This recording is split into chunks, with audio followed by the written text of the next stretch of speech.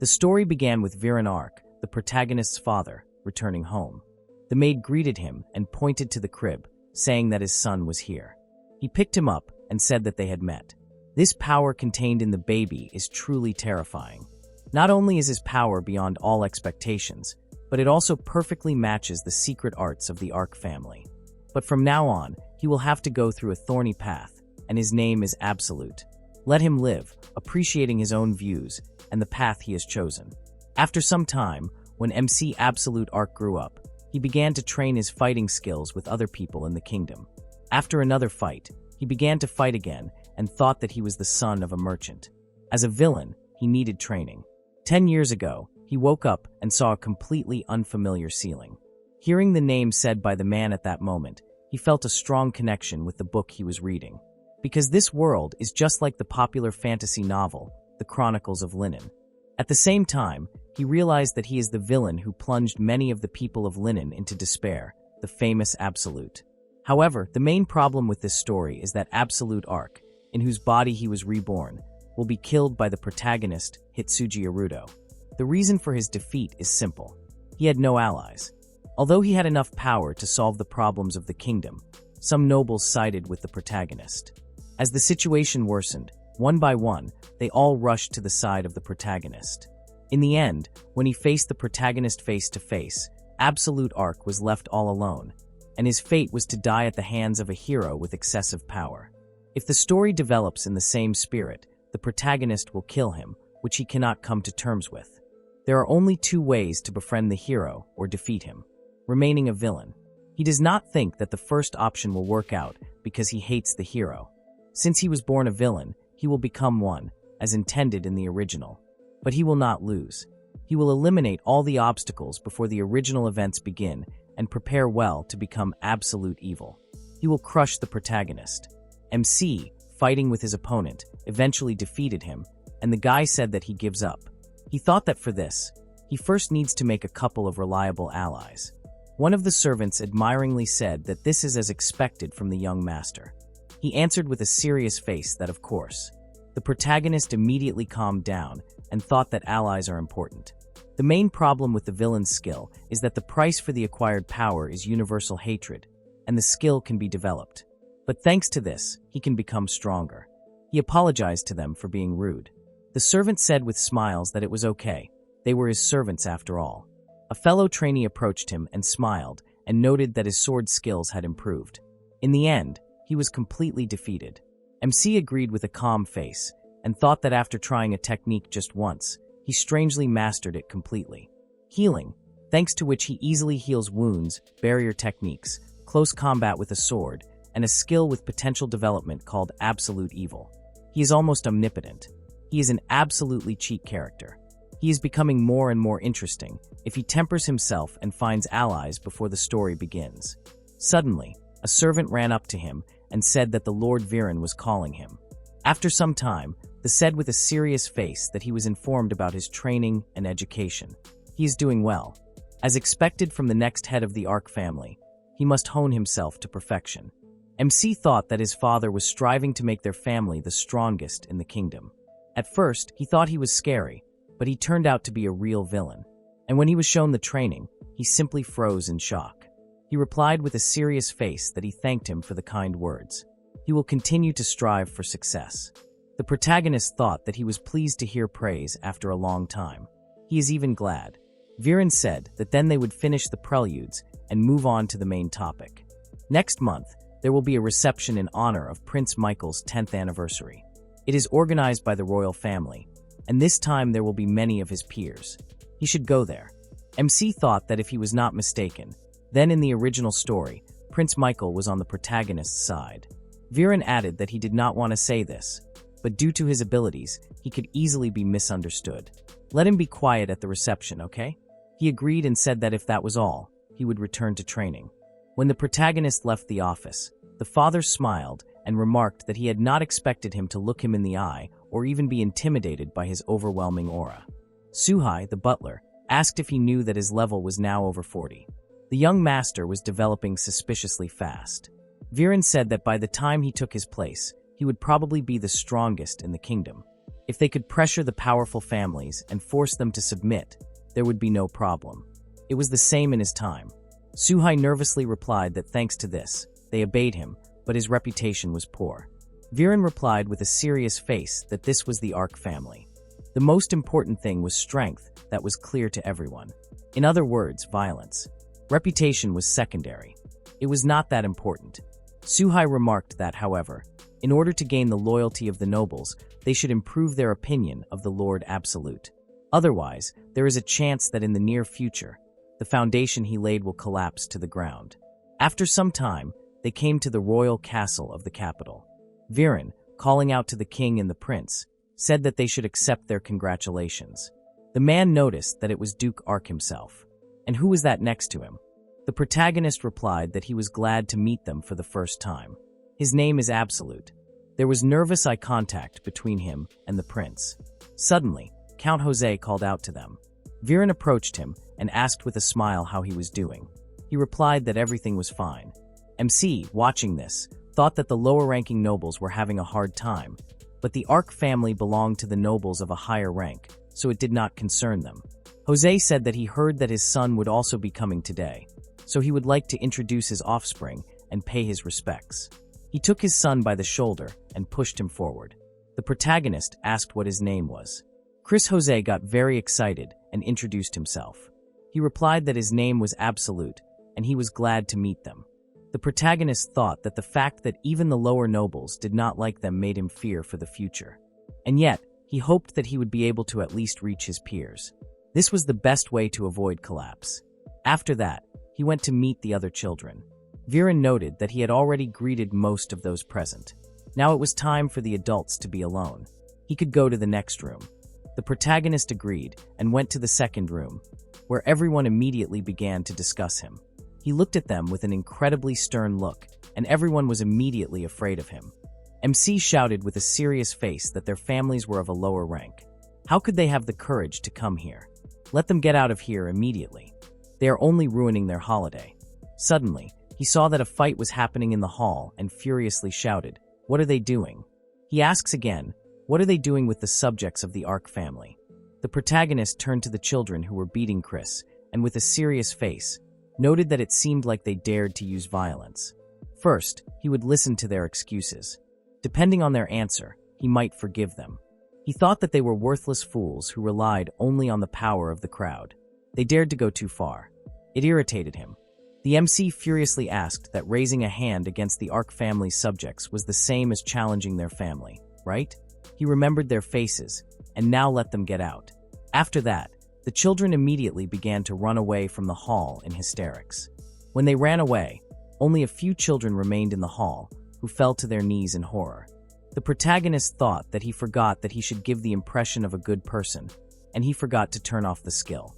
He turned off the skill and removed his suppressive aura. Chris excitedly said that he thanked him for saving him and apologized for slandering the Ark family's name. The protagonist touched his shoulder and, after healing him, asked, he was from the family of Count Jose, right? Was it just him, or did he have a problem with them? Chris, with an angry face, replied that he was asking for forgiveness for forcing him to witness such an inappropriate scene. They were being oppressed by members of the high noble families, so he couldn't fight back. It would have led to an escalation of the conflict.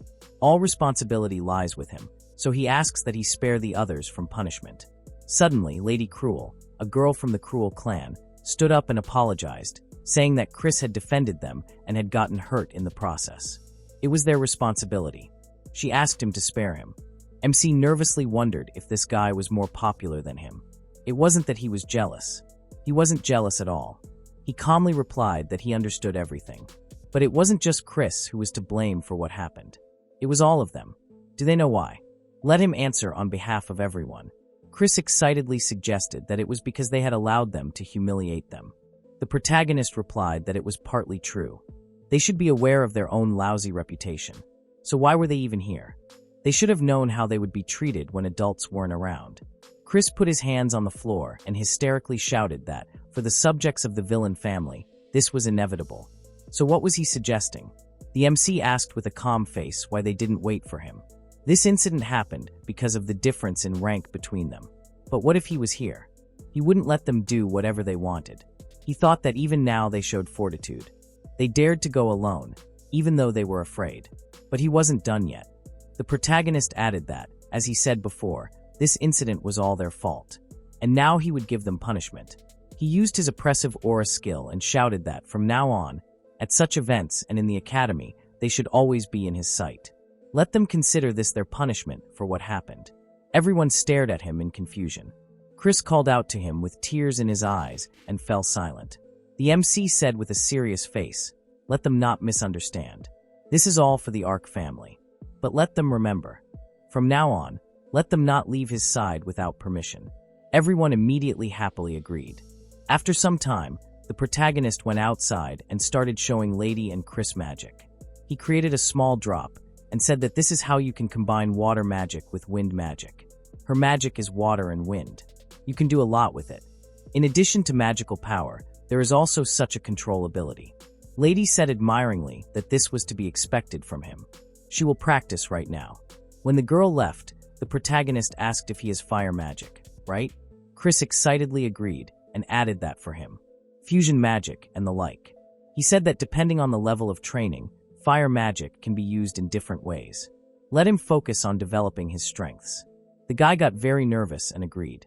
MC thought that after the reception in honor of Prince Michael's birthday, Chris and Lady began to pay off their pasts by organizing such training and tea parties. He even began to think that the gap between them was narrowing. After some time, Chris called out to him and said that he would like to ask something. What kind of magic did he use to help him at the reception? The protagonist replied that it was healing magic. The boy wondered in surprise. What did he know? He had heard that he was quite skilled in magic and swordsmanship, but at such a young age. This man was truly amazing. At that moment, the maids approached them and asked if they wanted to take a short break. After a while, the three of them sat down to drink tea. The lady said that she was stunned. In addition to the 4 elements of fire, water, earth, and wind, it was amazing that he also had healing with dark magic. Her respect. She was in awe. MC blushed and thought that she was the kind of girl who brought out the protective instincts in men. He took a sip of tea and replied that just having useful spells on you was not such a big deal. In battle, something else plays a key role. Unique magic. It is a power passed down through generations that only people of a certain origin can use. The conditions are that a person 15 years old must be recognized as the heir. Until then, no matter how talented he is, he cannot use the power. Chris wondered if the Arc family's unique magic is summoning, right? The protagonist agreed and added that it allows one to summon spirits. He thought that, moreover, not ordinary spirits, but they say that they are from the 12 high-level spirits known as the Spirit King family. In the original story, this magic was so powerful that it could destroy up to 40% of the enslavement squad. Above all, it will not betray. The protagonist said with a sly smile that he wants to inherit this power in the future. The lady hearing this said with admiration that it was amazing. He thought that there were 5 years left until the inheritance. In other words, there were still 5 years until the first event in the original story, entering school. No supervision of the preparation and the rest. MC called out to Chris and said that he wanted a maid to be trained by the time he went to school. He wanted to select and train a slave from their area. Could he talk to Count Jose about it? The guy said that it was possible. But could he ask if it wouldn't be faster to select someone from the Arc family's servants? The protagonist explained that he didn't like the people of this house. Suddenly, they became very wary. He wondered in confusion, did they suspect something? Since everyone defected in the original story, he needed someone who would definitely not betray him. By the way, there was an old lady who wore a maid uniform when he was born. She died 3 years ago. Now that old lady's daughter, Mitt, takes care of him. But the current Arc family's mansion is like a mature maid cafe. It's just outrageous. Chris said that he understood everything. They will train high-class slaves. Does he have any demands? MC replied that race doesn't matter. Let them have self-defense knowledge. The lady immediately asked with interest, what about her? He replied that it's not worth it. Chris said that he understood everything and would arrange it. He would contact him when everything was ready. The protagonist stood up from his chair and replied that he was counting on him. He called out to the maid, Meath, and she led him to the mansion with trembling hands. The lady, watching this, Noted that even the family maids were afraid of Mr. Absolute. Will it be the same at the academy? Chris replied that he was not attentive enough. She said upset that she wanted to comfort him. He asked in confusion why she acted like that. Is that her character? The lady asked why he said that. Chris replied that because Mr. Absolute is not such an unyielding person. She happily explained that she thought it was better to stick to this behavior if she wanted to get closer to him. Besides, even though he seemed annoyed, he didn't reject her, right? Chris asked displeasedly, was that impression of being in love just an act? The girl answered with a smile that no, it was pure love. She, like him, had misunderstood Mr. Absolute and ended up leaving him alone, but he had helped them at that party. He should have been told about the skill Absolute Evil by now, right? When she heard this story, her chest tightened. If Mr. Absolute feels like he might end up alone again in the future, she definitely wants to be by his side this time. Besides, it was better to approach things with humor. There was no need to hold back in front of others. She's a person with a big heart, was what she wanted him to think. Chris answered with a serious face that he felt the same way. He would never leave Mr. Absolute and would fill his circle with allies. It is his duty to him. The lady said that it is true with a smile. After that, they went to the mansion. The boy said with a smile that he did the right thing by approaching her first. She asked nervously, besides, doesn't the handsome high noble have a promising future? It is necessary to keep the other girls from flirting with him. They need to lay the foundation for the future. Chris asked with a smile, were these her true motives? He thought that isn't it better for Mr. Absolute to have many allies? After a while, the protagonist got out of the carriage at Count Jose's house. The butler said that he will wait for him here. Let him be careful. After that, he went inside the mansion itself. The Count bowed his head and greeted him, saying that he thanks him for coming. Let him be kind to him today. He picked up many slaves at his request. Chris will accompany him, so if he needs anything, let him know. As for the guards, there's no need for that, is there? Let him enter the room. They put restrictions on the slaves, so let him make himself comfortable. The protagonist said he'd make it clear that he had no need to lower his prices. He didn't like being in debt. He thanked him for his hard work. After a while, the two of them entered the room. Chris said with a smile that from now on, he would bring the slaves in here one by one. Their actions were restricted by the contract skill, so they wouldn't cause any problems. Let him wait over there. Let him know if he was interested in anyone. MC sat down on the chair and thought, this is an individual system, right? Since this is his first and last purchase, he needs to choose wisely. It's like buying a house. After a while, Chris brought the slave and thanked him for waiting. Val entered the room and said with tears in her eyes that she was from the wolf tribe. She was 8 years old. She asked him to buy her. The protagonist, looking at her, nervously thought that she looked like she was about to cry. He didn't like to face such a reaction every time. And yet, he called out to the prince and asked if Val was too young to master martial arts. Chris agreed and explained that wolves are natural wolves. Even as children, they are stronger than their peers. She is currently level 18. Her skills are mercy and transformation. Considering the development potential, he recommends taking volume. The protagonist thought that this was impressive. This will save him from surprises. It is better to buy them young. She is scared now but will quickly get used to it if you treat her well. He got angry and thought that maybe he should have been more careful. Apparently, Chris was angry again. The protagonist said that they will stop here for now. Let him call the next one. The guy agreed and called the next slave. Elizabeth, 43, entered the room who said with a smile that if he buys her, she will be nice to him. MC immediately skipped her with displeasure. After that, Maria Stella entered the room and introduced herself. He thought that it seemed to him that he had heard this name somewhere before. Chris said that she was a noble woman but became a slave because she could not pay off a huge debt. She is a very capable knight but has not yet awakened her magical abilities. The protagonist thought that he remembered her. Maria is a character from a novel and an older sister-type heroine. At first, she is cold, but after buying her, she becomes attached to the protagonist. That's the essence of her. He remembered how in the novel, she asked with a smirk, "Is he already exhausted?" Okay, she will lend him her knees. But when he wakes up, they will continue training. At this time, MC was embarrassingly wondering, what kind of obscene scene is this? If he pulls Maria over to his side, he will undermine the main character's strength. And once she finishes training, she will be able to use magic. So she has great potential. Then everything is already decided. He said that he has decided everything. Chris asked with a smile. He chose Elizabeth, right? The protagonist thought about it. Let him not try to foist her on him. He said with a smile that he will buy Wool and Maria. They need to make a contract. After a while, Jose prepared the documents and reported that everything is ready.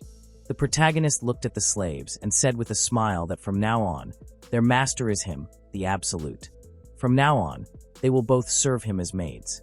Wool said in wild horror that they say this man is one of the most terrible villains in the kingdom. He added that now that they know this, it is no wonder they feel disgust. Maria furiously asked what he intends to do with them. MC thought that the mere fact of his origin awakened such hostility in them. He used his intimidation skill and answered that he was not going to kill them. But apparently, the two of them did not yet understand the situation they were in. They were his slaves. Let them not forget about it. In an instant, the girls were terrified. The protagonist, with a serious face, said that they should watch their language when speaking to him from now on. They fell to the floor and asked for forgiveness. He thought happily that he had forced two women to submit. After some time, already in the mansion, MIT asked with a smile if Maria had gotten used to work. The girl answered that, for the most part, yes. At first, she was worried that she would be forced to do some shameful things. MIT asked that in the end, she was doing a completely normal job, right? How is she doing with Mr. Absolute? The girl answered that she did not know. To be honest, at first, she was worried about having to spend time with him. But after observing his life for the past few months, she no longer knows. The master behaves surprisingly quietly, unlike the other members of the Ark family. High-flown expressions and aggressive words prevail in his speech. For the most part, his expressions are devoid of any emotion. But sometimes his face is like an open book. And he has never raised a hand to the servants and his nobles. And the impression of the people around him is quite good. MIT took her hands with a smile and said that it is good. She asks her to let her stay like this. Suddenly, a loud noise was heard. Maria screamed in fear. What happened? She ran to the scene where the protagonist was calming down Wool because she broke a vase. The girl was perplexed, wondering why he always tried to seem like a jerk. But in reality, he confused her to the point of horror. A few months later, Maria asked if she was going to retire in a few months. MIT agreed and replied that they quickly mastered the work of maids. Now Wool can handle cleaning on her own. Her task is done. Let them take care of Mr. Absolute for her. She asked if she wasn't afraid of him. MIT replied that she would be lying if she said she wasn't afraid at all. But since she officially became the master's maid, she had the right to know about his absolute evil skill. Maria said in fear that it turned out that such a terrible impression was created because of his power. The maid said that the servants of the Ark family sympathize with the young master, so they inevitably end up taking on secret missions. That is why the master has become extremely serious and rarely smiles. The adults are responsible for this. She knows that she is asking too much of her because she is still young, but please let her continue to support the Absolute. After a while, Maria came to the protagonist's room and said that she was entering. He asked if it was her. The girl agreed and added that she had taken over the duties of Mrs. MIT. Now she will take care of him, and she told her about his skill. MC turned around with disinterest and said that everything was clear to him. Maria asked in confusion, "Does it not bother him?" He exclaimed with a serious face. "Who cares about other people's opinions? He is the Absolute, and he is what he is. Even if he says so, deep down he knows that everyone sees him differently." The girl thought excitedly that his gaze was full of determination, but at the same time, bitterness and sadness. With such determination, he will continue to live despite the pain. She silently came up to him from behind and hugged him. The protagonist exclaimed in confusion. What was she doing? Maria replied that from now on, she would be by his side as a slave, maid, and sister. Let him let her heal his wounded heart. She would never leave him alone. He discontentedly broke away from her embrace and said that he understood. Let her prepare a bath for him and get ready. The girl asked with a smile. Should she join him? MC furiously answered that no, she didn't. Maria happily thought that despite this, they were still taking a bath together. After some time, they went to the bath again. At that moment, one of the mercenaries, loading a cart, said with a malicious smile that with this he would destroy the Ark family. After some time, Viren invited the protagonist to his place and asked if he understood everything. He had said this many times, but the Ark family is needed by the kingdom. In addition to handling state affairs and dealing with unruly members of the royal family, they also regulate relations with foreign noble houses. The MC agreed and replied that he understood this. He thought that in the original story, the Ark family members were portrayed as simple villains, but in reality, they were unsung heroes working in the shadows to protect the nation. Given the possible betrayal by his own people, there is a risk that the prince will be rejected in the future. Continuing to serve the royal family is risky. They need to think of countermeasures. The protagonist asked what the task is this time. Viren replied that there are gangs in the capital that are not related to the Ark family. They are putting a spoke in the wheel of the Empire's rule. There are about 300 opponents. Let him kill them all, leaving not a single one. After some time, the protagonist thought that they were located in the aquamarine territory on the border between the Kingdom of Linana and the Empire. The main suspects are a family close to the imperial court. The Noir family is known for its involvement in underground activities, and lately, they have been trying to expand their influence to other lands. And so the Kingdom of Linana naturally became a target. Although the goals of the Noir and Ark families are different, there is a long-standing conflict between them. This is what is called the confrontation of organizations. After some time, MC came to his slaves and said that he was entrusted with a mission, so he leaves the preparations to them. Maria agreed and asked if he was going somewhere. Let them go with him. She promises that they will not be a burden. Will said excitedly, let him please let them accompany him. The protagonist, putting on his equipment, replied that there was no need. He could handle it himself. Besides, he might not be back by nightfall. So they didn't have to wait for him and went to bed. Maria replied upsetly as he ordered, let him take care of himself and be careful. After some time in the aquamarine territory, one of the mercenaries shouted that by crushing the leader of the family opposing them, they would protect this country. The era of the Ark family had come to an end. MC attacked them from the sky with lightning speed and beheaded several people. The mercenary shouted in fear, let them calm down. This is teleportation magic. Those who dodged, let them attack this bastard. He saw the corpses and shouted in fear. What happened to them? The protagonist finished off everyone else with lightning speed and asked, is that all? This is just a waste of time. And what did they mean by unsung heroes? They are just pathetic pawns. As he thought, the royal family is hopeless. He needs power. The protagonist thought that he needs the strength to withstand the onslaught of enemies. Suddenly, a servant of the Noir family tried to run past the carriage, but unsuccessfully tripped and fell. He introduced himself in horror and screamed that if he touched him, the Noir family would not stand aside. MC exclaimed with a sarcastic smile that this is exactly what he needed, a worthy opponent. But first, he would have to die. The guy asked in horror who he was. He answered that he was evil, the same as all of them. The protagonist used the black hole skill and killed him. Sometime later, he returned to his mansion. Maria met him and greeted him. The protagonist noted that he told them to go to bed. She replied with a smile that the master was doing his duty to the country. She wanted to greet him first. He asked her in surprise, how did she know about it? The girl explained that it was all Vol. She was worried about him and told her everything. And yet, she was surprised. She never thought that the Ark family had such a role. After saying these words, she hugged him with a smile. MC was confused. So Vol's skill was to search for enemies? What a brat. He would scold her later for lying. Maria burst into tears and said that so her master had been fighting for their country all this time and at such a young age. She hated it. She hated that the adults of this country were forcing her young master to fight. The protagonist replied that he was fine. As far as she could see, nothing terrible had happened. The girl exclaimed that it was not so. He was wounded. His heart was so wounded that he did not feel pain. He wondered if he had just gotten used to this dull pain, or if it was just his imagination. So he's so wounded that he can't feel pain anymore?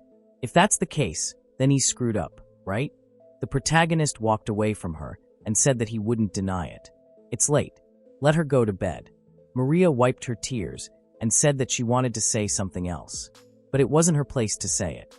Okay, then let her sleep with him tonight. He responded in confusion that it wasn't worth it. He'd sleep alone. A few days later, they gathered outside for a cup of tea.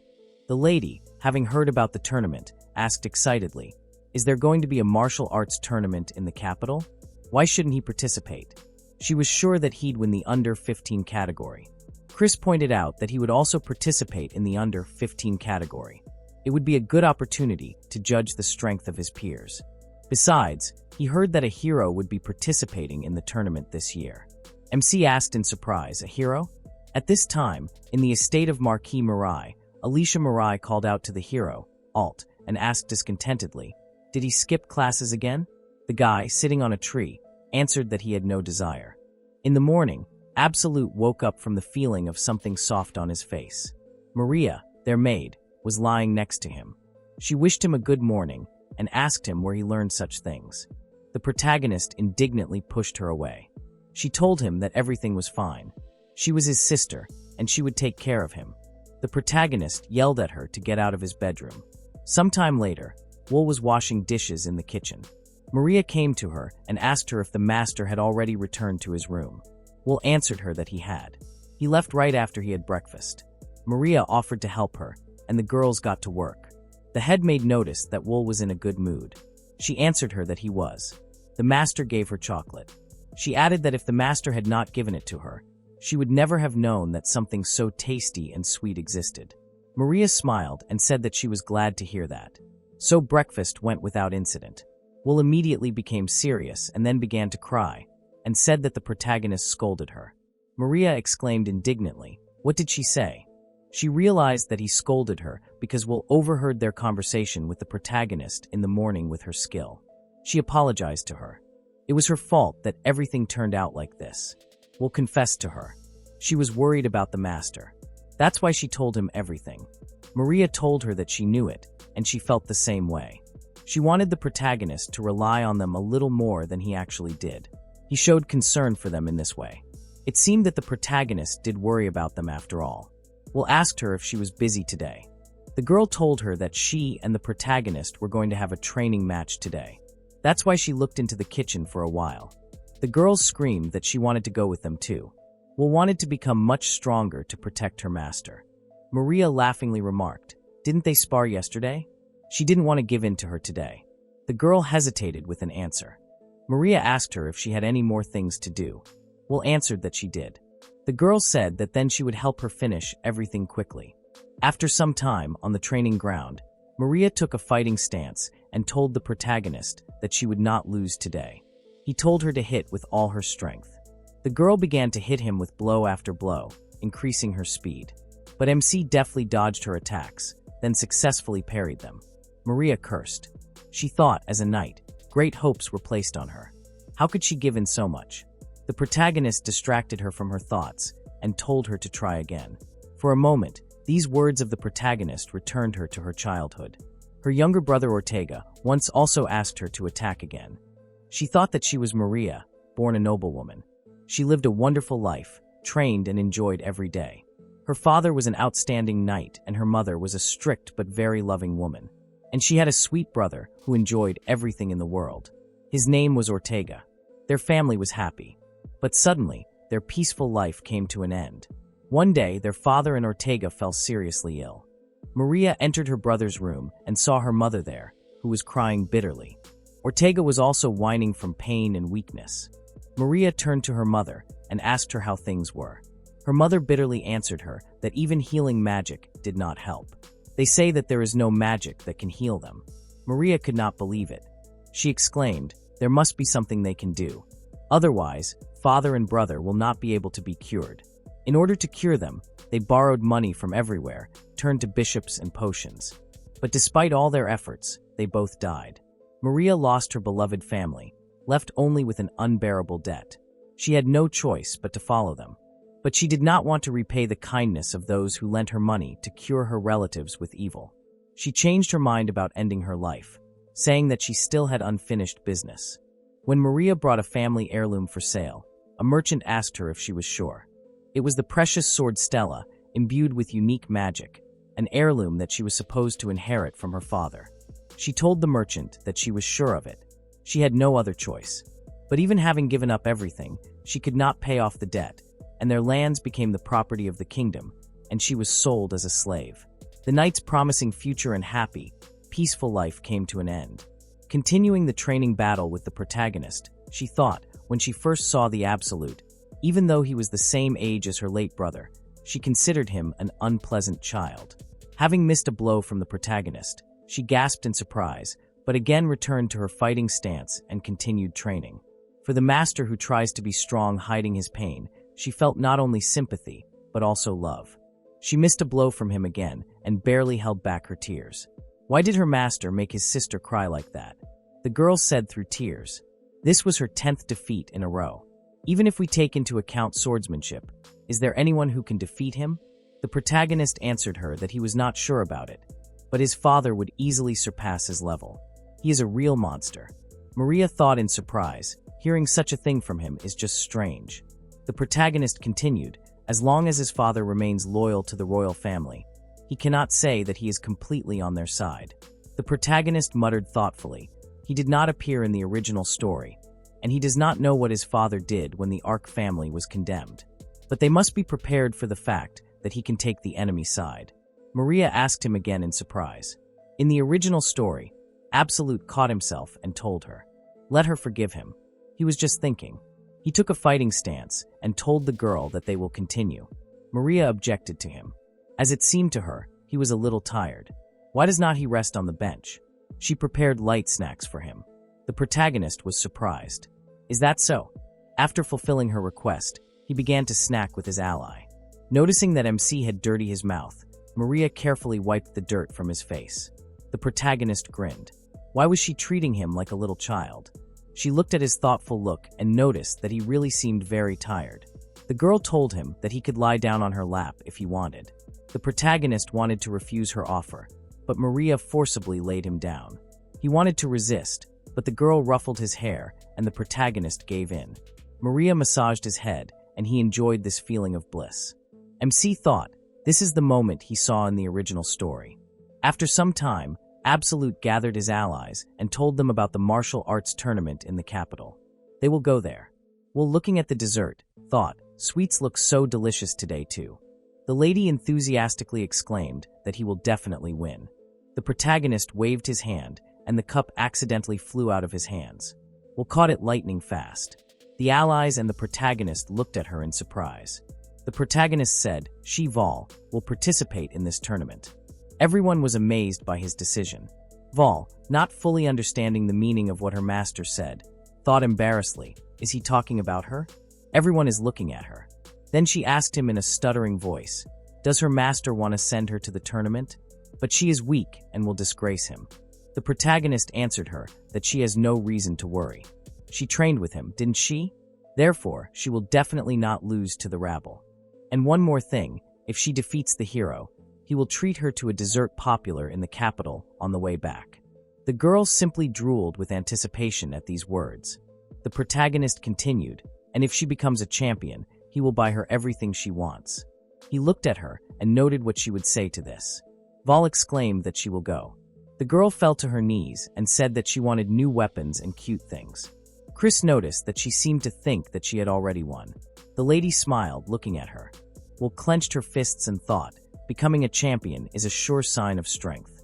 She wanted her master to see how strong and useful she had become, and she wanted to eat sweets.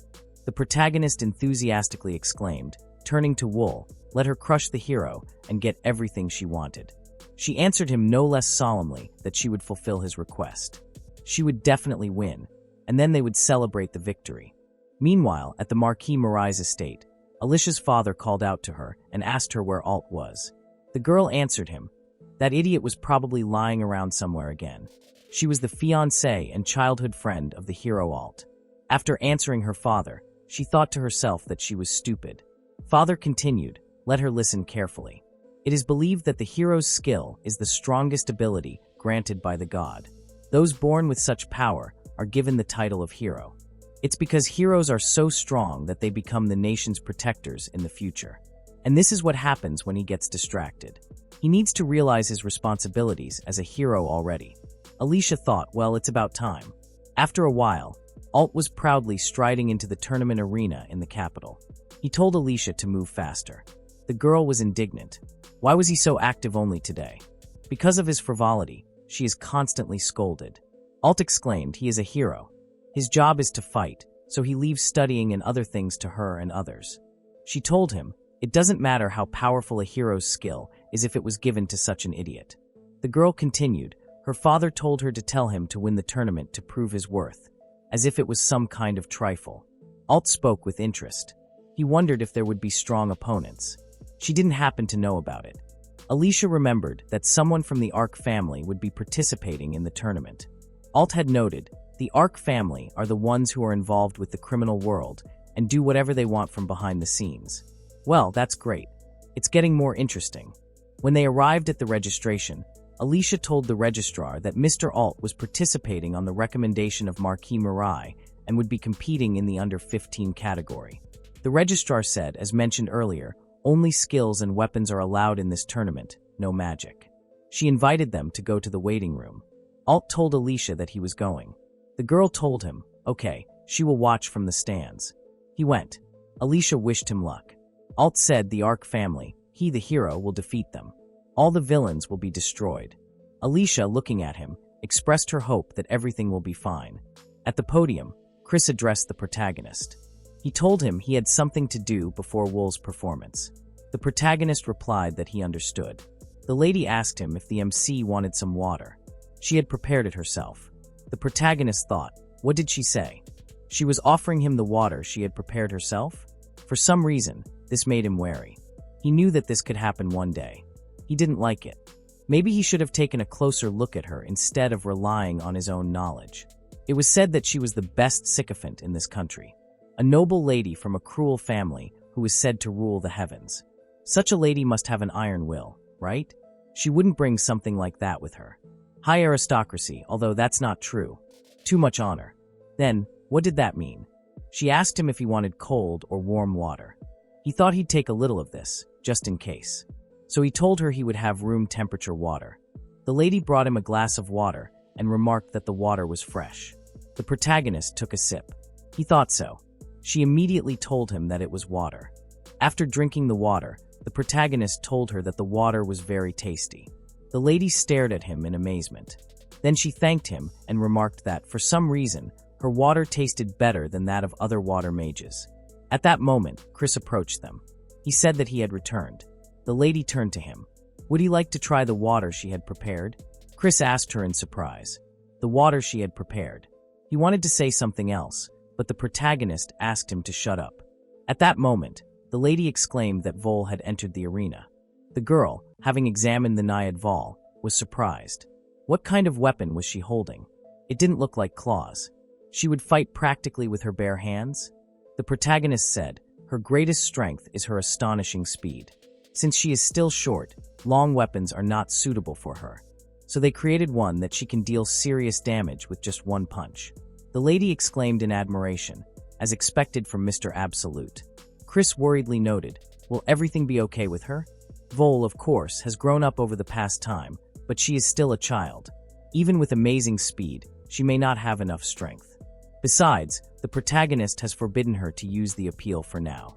MC said, hiding an ace up your sleeve is a basic strategy. He added, let Chris just watch. Now she is much more mature than she was before. After all, he was the one who trained her. When the duelists began the fight, Will began to move around the arena so quickly that Chris admired how fast it was.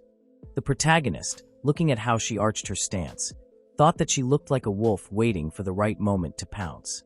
Even in human form, she succumbed to instinct. Running around the prey like a wild animal, beastmen are truly beautiful. Vol, circling the enemy, waited for the right moment and dealt a crushing blow to the opponent. The enemy fell to the floor and could not even move. Chris admiringly noted, an absolute victory. He added, the choice of weapons is justified. He apologized to the protagonist for doubting this choice. The lady admiringly told MC she did not know that he was so farsighted. The protagonist noted, there is no need to praise him. He asked the allies, the next duel with the hero? Chris assumed that it was possible. Absolute knew that Alt had a special skill. And even though he won with a lot of support in the original story, he still had plenty of strength. Well, he was eager to see how good he was. Entering the arena, Alt said to himself that he was unlucky with his opponent. His opponent was indignant. What was he talking about? Who did he even think he was? He shouldn't underestimate him. Alt said, okay, now he'll see for himself. They began their duel. The protagonist, watching the hero's technique, asked Chris, is he really a hero? The guy answered him, it seems so. Absolute thoughtfully noted, but it seems like he's fighting with all his might. He thought that Alt is not a weakling, but he doesn't use the hero skill properly either. He just swings his sword and overwhelms the enemy with brute force, which makes his tactics even worse than Vol's. After a while, Chris exclaimed that he won.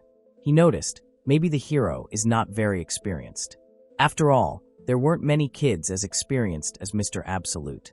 Alt, meanwhile, raised his hands to the sky, showing everyone that he was a hero. The protagonist thought, the hero should do the dirty work that the Arc family does from the shadows. Then this boy would gain experience, improve his level, and strengthen his mind. Where's this country heading? Meanwhile, the referee announced the capital's martial arts tournament in the under 15 category. Finally, it's time for the finals. Alt, entering the arena, thought he had come so far. There were some pretty strong opponents, but none of them could compare to him, the hero. Entering the battlefield, he noted, one more victory, and he would become the champion of this tournament. His opponent was from the Arc family. Let Alicia watch closely. He will return as a worthy hero. The hero and Vol met in the arena. The referee announced the beginning of the final match. On command, the opponents began their fight. Alt, surprised by Vol's speed, asked her if she was from the Arc family. The girl looked at him and told him that it was for her master. He said in amazement, what was she saying? Vol adjusted the knuckles on her hand with a smile and looked at her opponent ominously. Alt hesitated for a moment. She was so young, but her gaze was the spitting image of a predator. What kind of terrible training did the Arc family give her? He asked her if someone from the Arc family told her to participate in this tournament. Vol said with childish spontaneity, if she wins, she will get delicious food, so she has no time for empty chatter. With these words, she rushed to attack Alt. The hero could barely withstand her blow. He noted in amazement her furious speed and strength. Does this mean that she usually does not eat enough? Vol bared her teeth at him. The hero thought angrily, damn family, he will not forgive them for this. The rivals circled around him so fast that the hero realized that it was very fast. He could barely keep up. Suddenly, she executed such a pirouette in the air that he was perplexed. Will dealt him a powerful kick right in the air. The hero's amazement knew no bounds. He cursed and thought, how can he fight such a small girl? Having parried her blow, he shouted at her not to underestimate him. He swung for a blow, but was surprised to find that his rival was nowhere to be found. He wondered where she had gone. Alicia shouted to him from the stands that Wool was below him. At that very moment, the girl dealt him such a blow to his weak spot that Alt almost howled in pain, shaking as if he had a fever. Alicia jumped up from her seat in alarm. Chris also could not stay in place watching what was happening in surprise. The protagonist sat with his arms folded on his chest, smiling. The hero flew into the air, spun around his body, and crashed into the arena. A gasp of amazement was heard in the stands, followed by absolute silence. Will stood in front of him and exclaimed that she couldn't wait for sweets. It was her sweet taste of victory. Alicia clutched her head in the stands in dismay. The stands remained silent in amazement. No one could believe the outcome of the duel. The lady noted in amazement, they actually won. The protagonist said, the hero's skill could be a problem, but the owner was weak and could not fully reveal it. He continued, if the hero had dealt even one blow to Vol, they would have lost. She knew this, so she did not give him a chance to attack. The protagonist noted with a smile, in this arena, Vol is the strongest. That's all. When MC and his allies left the stands, everyone looked at them in amazement. The protagonist thought, in the original story, the hero was weaker than Absolute because he lacked combat sense. But even without it, if he were closer, they could have lost. From now on, he will need to keep an eye on him.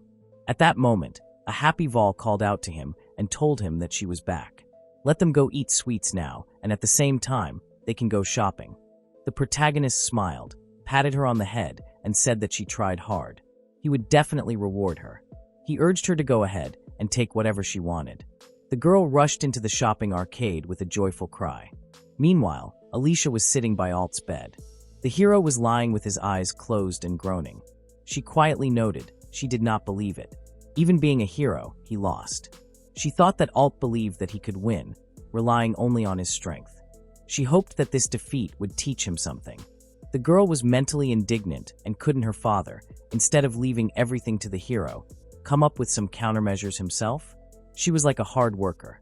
It was unfair that she was always scolded when Alt skipped classes, although in the end, it was she who took care of him.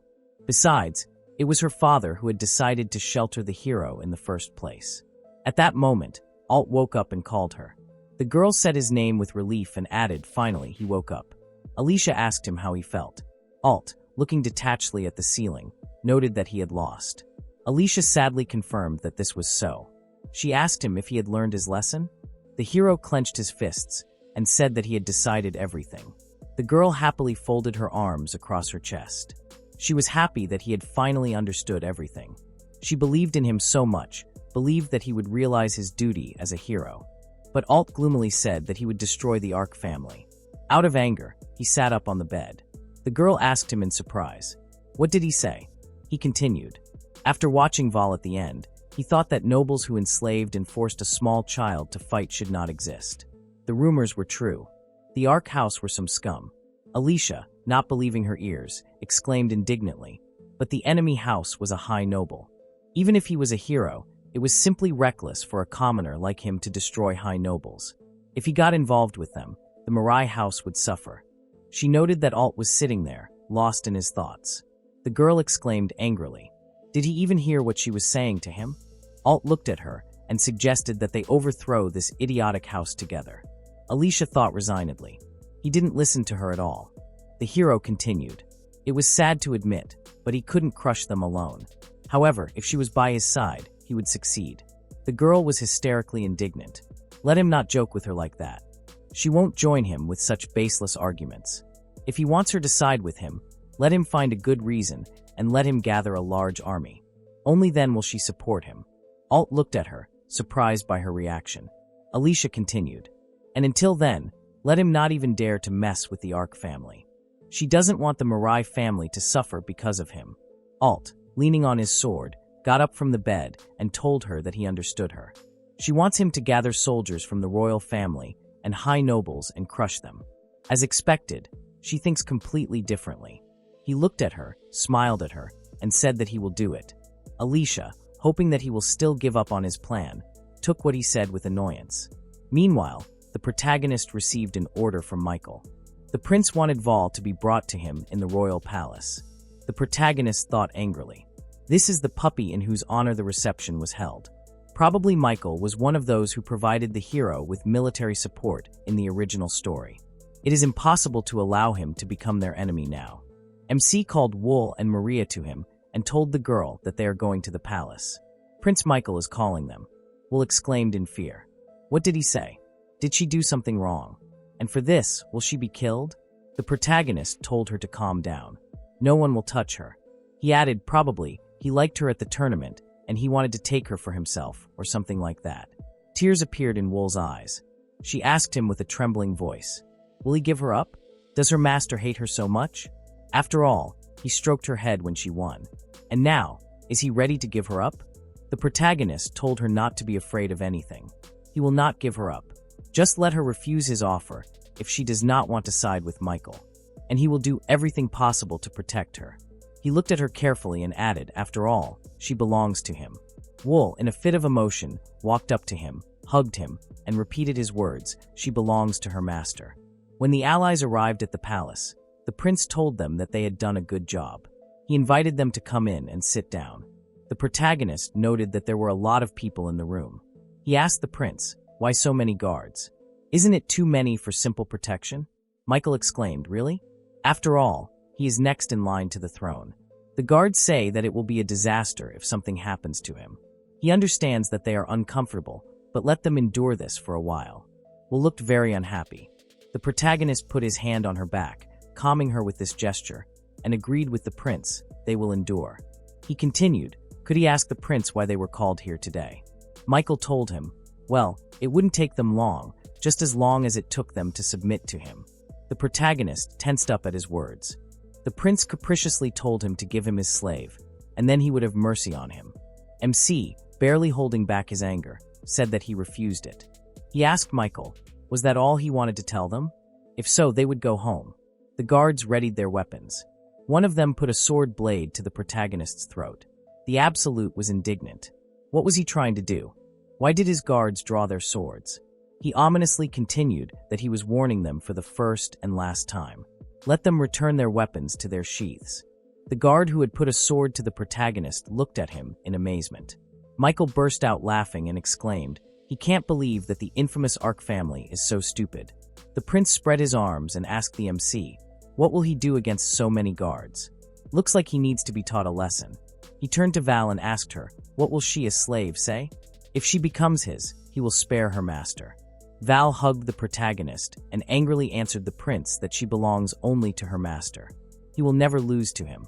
The protagonist smiled and looked at the prince. Michael irritably thought about the protagonist so that he would die or get lost. He said tiredly out loud, as he sees it, they both are looking for their death. They will be killed by the guards for daring to raise a weapon against him. This will be his official version. The prince shouted at the guards to finish off these unyielding guests. The guards prepared to carry out his order. Suddenly something incredible happened. They were suddenly entangled in black magic, and they became like zombies. The prince angrily exclaimed, "What is this?" The protagonist turned to Val. He asked her to call for help. Let her say that Michael went crazy and ordered the guards to kill the heir of the Ark family. The girl went to fulfill his request. The guards tried to block her way. The protagonist, without thinking twice, snatched a sword from one of the guards and cut off all their hands. Then he turned to the prince and said, "He warned, right? He will not repeat it a second time." Michael shrank on the couch and only managed to ask the protagonist what. Absolute jumped on the table and continued for him. He wanted to tell him what he was doing. You can't kill the heir of the high noble family because of some slave. Michael muttered that he can't stand it. MC asked him what he said. He didn't hear him. The prince shouted with hatred that he couldn't stand his eyes, his behavior, his very existence. He was like a thorn in the side. The protagonist answered that everything was clear to him. He stretched out his hand to the prince and told him he tried to kill him, and he knows what comes next, right? The prince began to choke and gasp for air. At that moment, the door swung open and the king entered the room. He shouted at them to stop what they were doing. Let both sides lay down their arms. The protagonist turned to him, gave the king his most charming smile and said, "Here he is." He asked him how his majesty was doing. The king barked back that it was terrible. The protagonist showed the ruler what had happened here, how the prince had threatened them, what he had said and done. The king asked the protagonist what kind of footage this was, like in a movie? The protagonist showed him the device and told him that he had filmed it with a magic item just in case. His majesty was silent for a moment. Then he formally addressed the MC and told him that he was sorry for what had happened. He asked the protagonist for forgiveness. The protagonist noted that his family supported the royal family, even if it meant staining their hands with blood, in order to ensure the proper governance of the country. He never thought that they would be repaid in such a way for their loyalty to the palace. He angrily asked the king, was this his decision? If so, then the Ark family will reconsider their position regarding the royal family. His majesty bowed his head dejectedly. The protagonist looked at him with a smirk. The ruler, covered in sweat, said that these were the tricks of his son, the prince. Probably he, the protagonist, would not believe it, but he could not have imagined that things would come to this. He turned to the MC and asked him, but was it cutting off the guard's hands too much? Couldn't it have been resolved more peacefully? The protagonist stated that they attacked a high noble. From his side, it was simple self-defense. He added that the royal guards did not heed the warning, so the fault lies with them. They should have corrected Prince Michael's mistake, even at the cost of their lives. It is definitely not his fault. The protagonist sat down next to Val and summed up. So how is the royal family going to take responsibility for this incident? The king told him that they will pay compensation to him and his maid and put the prince under house arrest. The king clenched his fists and asked the protagonist if he would be satisfied with such a solution. The Absolute noted the summoning of a high nobleman, the attempt to take a slave by force, and finally the attempted murder. If convicted for this, the prince would spend the rest of his life in prison. He, as the king, should at the very least remove Michael from the place of the heir. The ruler jumped up from his seat and indignantly exclaimed, "What is he saying? Let him come up with something else. He is his only son. Without an heir, the royal family will come to an end." The protagonist answered him with a grin that he had another option, Princess Yahello. If she marries someone, the problem will be solved, right? Isn't that better than making Michael the crown prince? The king partly agreed with him. He said yes, his daughter is more capable than Michael, but she is blind and will not be able to fulfill the duties of the ruler. The protagonist noted that this is true, but the king himself and his advisors can do this. Vol had been silently watching their conversation all this time, not understanding much of it.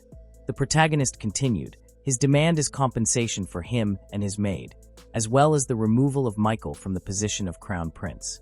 He added that it is up to him, his majesty, to decide. The king was beside himself with rage.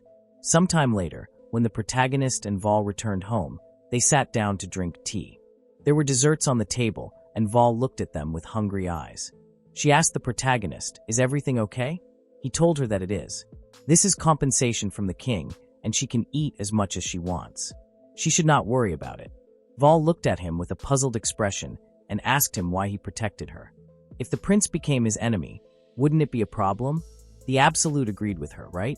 Making an enemy of the prince was almost like making an enemy of the entire Lenana kingdom. But the royal family tried to take her away from the Ark family by force, who had sworn allegiance to them.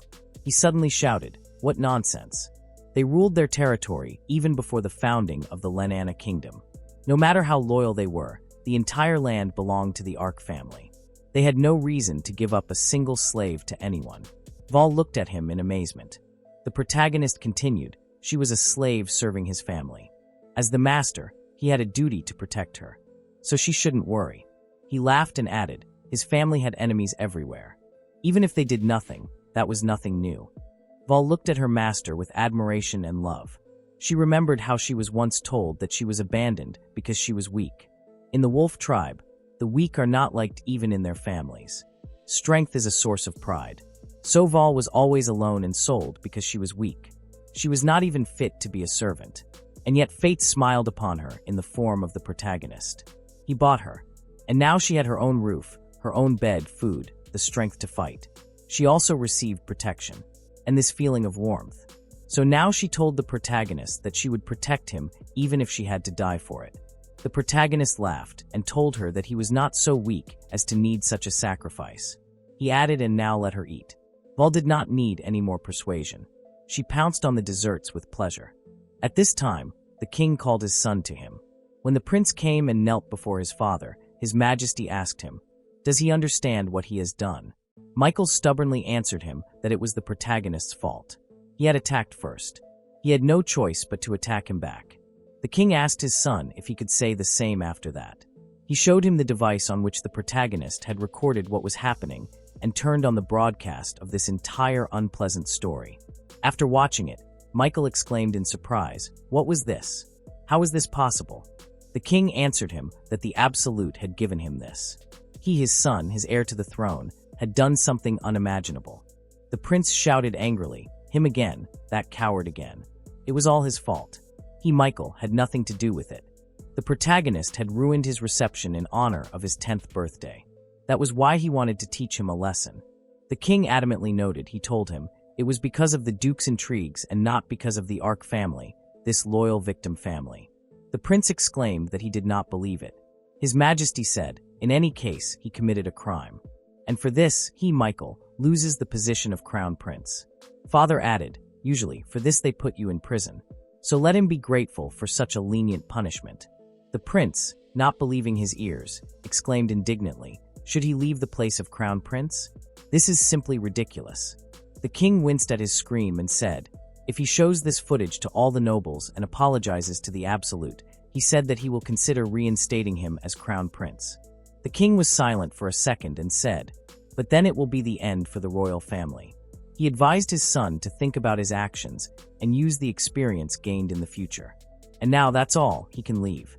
Michael wanted to object to his father, but the king told him harshly, did he not hear what he ordered him? Michael immediately wilted, asked the king for forgiveness and left him. After he left, his majesty spoke thoughtfully. He was still a child. He hoped that Michael would grow up with time, but he never thought that he would go to such madness. And now, the problem is to make Yahello the crown princess. What should they do in this situation? The advisor looked at his ruler with sympathy.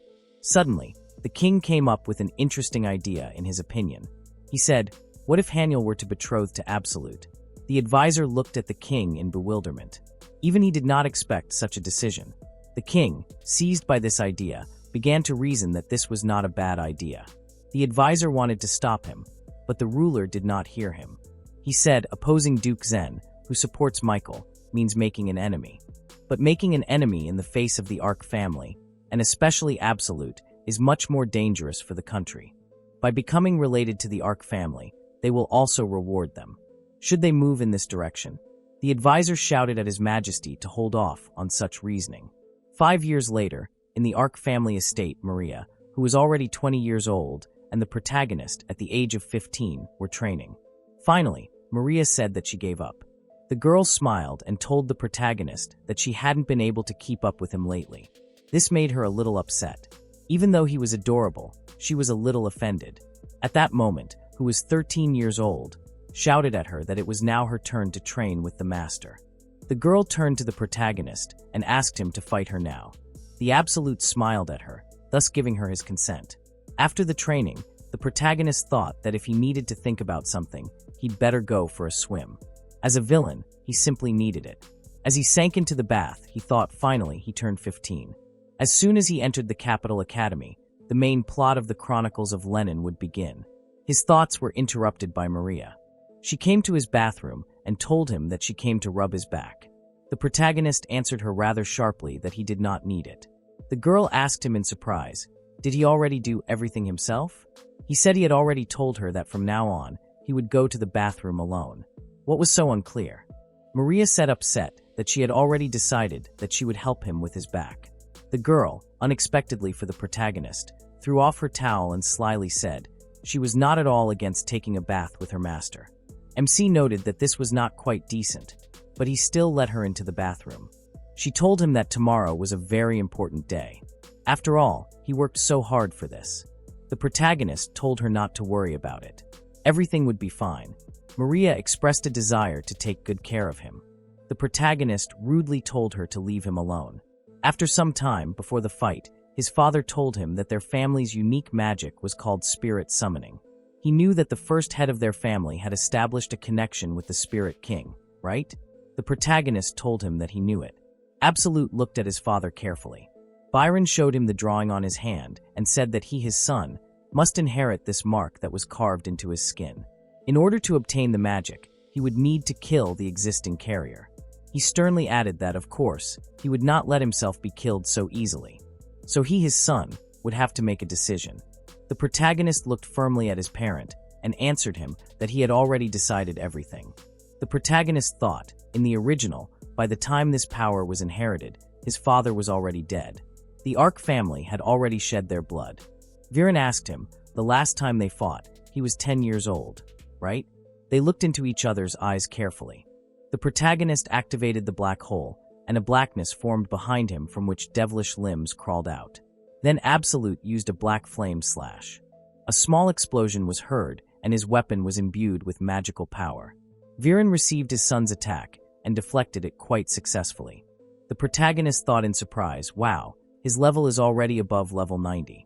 The average warrior in this world is level 20. In the original, there were no characters above level 50 except Absolute.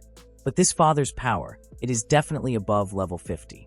Viren told him, as his father, he sees that his son is quite strong. He admits it, but the difference between the experiences was too great, even if it sounds very cruel to him. Then he exclaimed that now it is his turn. He struck the protagonist with a precise and swift throw. But the protagonist, holding out his sword, held back his parent's blow. Viren exclaimed in admiration. He was able to stop his blow. Then how will he cope with this? Viren attacked his son again. Only his blow was of a different strength, more powerful and faster. The protagonist deftly dodged this attack. Viren exclaimed, how could he do that? And struck the protagonist again. An Absolute dodged this attack. His father's weapon made a hole in the wall. The protagonist was amazed at his father's strength. He had never encountered anything like this before. This is a man who has protected the country for decades. He knew he was strong, but not that strong. Viren shouted, great, but he's just getting started. The protagonist thought maybe he should use a little more strength. He activated the skill and threw his father into the wall, after which he rushed to attack again. Viren, seeing this, blocked his blow, and their swords began to tremble from the pressure. He didn't even expect it. His son had become very strong. MC's father's words tensed him up, and he jumped back. Viren got to his feet and shouted that this was their end. Absolute must surpass him. He activated the spirit summoning and ordered the original spirit to appear.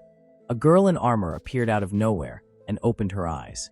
After that, the black hole skill sounded. After a while, the father and son were sitting opposite each other. The bandaged Viren didn't understand why he spared him. If you don't kill him, the magic won't be transmitted. Absolute said that his father ruined his own life for this country. If it was all just for the sake of passing on magic, isn't life too high a price? If he has to sacrifice his own parent for this power, then he refuses. The protagonist thought that in the original, death was an everyday occurrence for Absolute, and he would definitely do anything to inherit this power.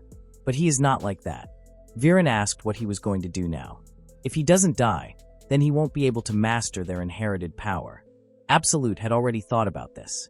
He asked his father to allow him to make a contract with the spirit he had summoned. Without unique magic, he won't be able to control spirits other than those he already has a contract with. He is willing to accept this outcome. If they do this, the magic will pass to him and his father will die of old age. Viren said with a thoughtful look that in order to make a contract with a strong spirit, he needs to have a huge amount of magical power. But in his case, it is possible. Smiling, he admitted, the loser carries out the will of the winner. 3 of the 10 spirits summoned by magic are under the complete control of the Spirit King. Absolute will make a contract with one of them. Is he ready? The protagonist agreed and extended his hand forward. His father summoned a young girl, the Spirit of Devotion. She is support-oriented and her power is to expand the magical range as well as strengthen the body. She is very loyal to her summoner. Absolute asked her name. She shook her head. And Viren explained that spirits understand their speech. But still, in the human world, they are not able to talk. In this case, the protagonist decided to call her Toa. He decided to test if she could shrink. The spirit carried out the order, and he praised her. Viren turned to him and said that although he did not master full power, he made a contract with the spirit. In 3 years, when he graduates from the academy, he will become the head of the Arc family. Smiling, Absolute replied that he will accept this title with honor. Meanwhile, in the royal castle of Linen, the king happily extended his hand and said that he never thought he would live to see him again. In any case, he was glad that he was alive. Viren agreed. He almost lost to death. He had killed so many, even took his own father's life, and he did not think he would live so long. The king asked him not to say that. The Arc family had made a significant contribution to the country, and he was not only his childhood friend, but also a loyal ally. He was glad that his friend was alive, and he wished that Michael had shown his strength in the quarrel back then. But Absolute was more capable even from his point of view. Inferiority complex and prejudice, he did not expect them to have a good relationship. The king asked, did he think about Absolute and Haniel's engagement? Viren laughed and apologized. He was going to die, so he forgot. After his death, he thought of dumping everything on the protagonist, and he himself will not say it.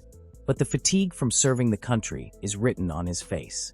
When the son becomes the head of the family, he will most likely not work for the kingdom. If the protagonist does not receive a decent reward, then at his age, it is better to retire.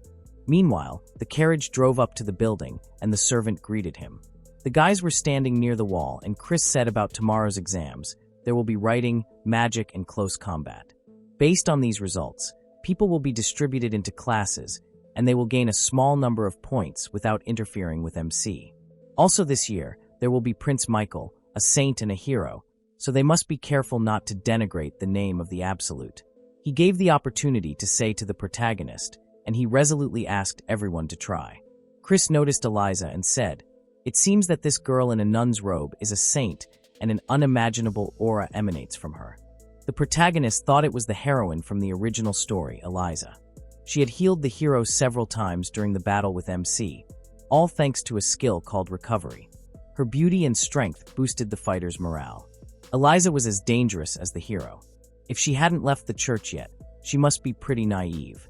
Something had to be done before she started thinking about the hero. Chris called out to Absolute and asked if that was the hero's fiancée, Alicia, but she hadn't come with a groom. He said that the hero was taking the entrance exam to the academy, so he wasn't there right now. He had received a letter of recommendation from the royal family as a gift, and they said that he was only half an aristocrat. The protagonist thought that Alicia, with her naivety, would have a hard time at the academy. The teacher asked the applicants to gather and said that they would now choose a random opponent for them to fight. This exam was designed to assess their mastery of the sword and magic. The fight will continue until one of the participants leaves the ring or until the examiner stops the fight. That's all for now and asked to wait until they are called. After a while, Cruel used magic and attacked the opponent. Chris noted that the lady had become much stronger after his training. The protagonist smiled and agreed. In this battle, the outcome is obvious, after which she threw him aside. The examiner shouted that the fight was over, the opponent was outside the ring, and the winner was Lady Cruel. She ran up to MC and said that she was back. He said that she had become much more capable. Cruel happily exclaimed that his praise was an honor for her. She fought in such a way as not to disgrace his name, but when he praises her, she is so embarrassed. And then she wished him luck in the fight. Chris said that it was a good job, and she asked in surprise, "Is Mr. Chris here too?" They looked at each other with hostility. When Cruel suddenly asked who would be the protagonist's opponent, Duke Tristan, Marquise Mirai, or Alicia, Chris thoughtfully said that it was possible that Eliza and the aristocrats, who were mostly girls, could be the opponent. So only Duke Tristan remained. The host announced that Absolute was next, and they wished him luck, and Chris promised that he would pray for him. He entered the ring and thought about Duke Tristan being the leader of the bullies among his subjects at Prince Michael's party. According to rumors, he is an individualist who is talented even in his own family. He does not appear much in the original, so it is unknown what to expect from him. The protagonist looked in surprise as Alicia, Eliza, and Tristan walked out in front of him. Tristan bowed and greeted Alicia, Eliza, and the protagonist. His name is Tristan. He asked if the examiner could clarify the situation. The examiner said that the rules called for a one-on-one fight, but Eliza specializes in support, so her abilities can only be assessed when paired with someone. So as an exception, it will be a 2-on-2 duel, and the pairs will be MC and Alicia against Tristan and Eliza. Absolute chuckled and thought, so he is paired with Alicia. He is lucky, and if he was paired with Eliza, he would not be able to assess her strength. Alicia looked at him with fear, and then shook her cheeks. She smiled and awkwardly asked, "Is this their first meeting?" Her name is Alicia, and he introduced himself in response. Alicia asked who will do what. She can only use magic, so she can attack from a distance. The protagonist then asked her to attack Tristan until he gets to her, and asked her not to attack him while he is fighting her. Alicia asked in surprise, "Is he sure?" Eliza cannot fight, so she could help him with magic during the fight with Tristan. No matter how much she helps him, he will fight Tristan alone. It will not be very fair to beat him with 4 hands. You cannot lose sight of Eliza, and he does not like to defeat enemies with numbers. It is better to divide the roles between themselves and fight one-on-one. Alicia apologized for misunderstanding him. After all, such an aristocrat as she should not do this. They will follow his plan, and she will fight with honor. MC said that she will fight Eliza, and she agreed, asking him to win. The fight began, and Alicia used a fireball. Tristan noticed that now it was Eliza's turn, and she used defense and self-healing. Tristan reflected Alicia's attack, but he came out safe and sound. Alicia asked in bewilderment, "How so?" She hits, and he still does not stop. The protagonist wondered, did she really use her skill, and how will everything turn out? Deprived of a sense of fear, Alicia asked, "He does not stop. Magic is nothing to him?" The protagonist thought about how Eliza's skill allows him to act without fear. After Tristan weakened, MC pulled out his sword and said that he can't lose in the entrance exams, and now it's his turn. Tristan mockingly asked if this was Absolute's finest hour. He had heard about him and his amazing talent too. He dreamed of fighting him. Finally, this dream will come true. What a wonderful day, and he was all in anticipation. And then, swinging his sword, he suggested that they start a massacre. MC discontentedly said that he talks too much, after which their swords crossed with each other. Tristan noted how happy he was, but it hurt. Is he exhausted already? He swung his sword right in front of his face and asked how he liked it. Absolute thought that he was quite capable and studied different styles. Tristan exclaimed happily, he lasted so long against him. This is the best day of his life and asked to make this day their anniversary. The protagonist asked with displeasure, "What anniversary?" Tristan noticed a frightened Alicia and asked why they weren't fighting together. Together they could defeat him. Didn't he think so? The protagonist threw him aside and asked, even though he had Eliza's support, was he fighting alone? Fighting 2 against 1 would be low. Tristan laughed and said that he was undoubtedly strong, but then he wouldn't have to justify himself with nobility when he lost. MC held back his attack, and Alicia watched them in surprise, thinking that Tristan was from a family famous for martial arts and he was strong. Or was it because of Eliza's support? He was quite successful against the Absolute. Would he be able to win? Tristan and the protagonist were fighting at full strength at this time, when suddenly he noticed an injury. Eliza ran up to him and said that she would help. After which, having healed him, he thanked her and they continued the battle. Tristan rushed to attack and exclaimed joyfully. It was incredible because the power was overflowing him.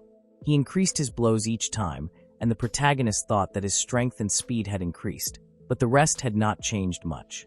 He does not adapt to new abilities, so nothing can be done. Is this their limit? Body enhancement magic is not dangerous, but in large quantities, it can become problematic. Her skill also gets rid of fear. Tristan asked what was wrong. He suspiciously quieted down. The protagonist thought that he had seen enough, and it was time to end it. He swung his sword and threw Tristan into the wall with all his might. Eliza and Alicia looked at this in surprise. MC approached him and said that he was good with a sword, but he lacked precision. The next time they would fight at the academy. Tristan raised his head and said that he clearly felt sorry for him and that he had something to strive for. Absolute looked at Eliza, but she raised her hands, hinting that they were giving up. The examiner stopped the fight and said that Ark and Mirai had won. Alicia rushed to the protagonist in surprise, but he started to leave the ring. She thought excitedly. What should she do? She never thought that he would be so strong. What would happen if they fought? She would go home and definitely talk to Alt. Meanwhile, a feast was being held at the Ark estate in honor of MC's victory in the entrance exam. The protagonist, holding a glass in his hands, said that they had all tried hard, trained hard, and given it their all. Now they would enter the academy. They say that status does not matter there, but these are all formalities, and it is still extremely important. Therefore, they must show the unity of the Ark house. They are despised, considered villains, because they earn a living by staining their hands with blood. But since they sincerely think so, they will simply live up to their expectations. He knows that their work will save people, and he is proud of his cause. The problem is different. Why are there those who openly ridicule them? Because they are arrogant. He will say it again. They must show the unity of the Ark house. They are no longer weaklings who can be mocked and asked to show their strength. The powerless evil will be trampled by the strong who think they are right, so they will fight this together. He will always be on their side, being members of the Ark faction. They should be proud that they are evil. They should show them all their pride. After all, a start has been made. Absolute and the others have chosen their path. Meanwhile, in the Ark house, the protagonist adjusted his clothes and said that he left because there was an entrance ceremony today, and then asked Val and Maria to unpack. From tomorrow, they would go to the academy with him.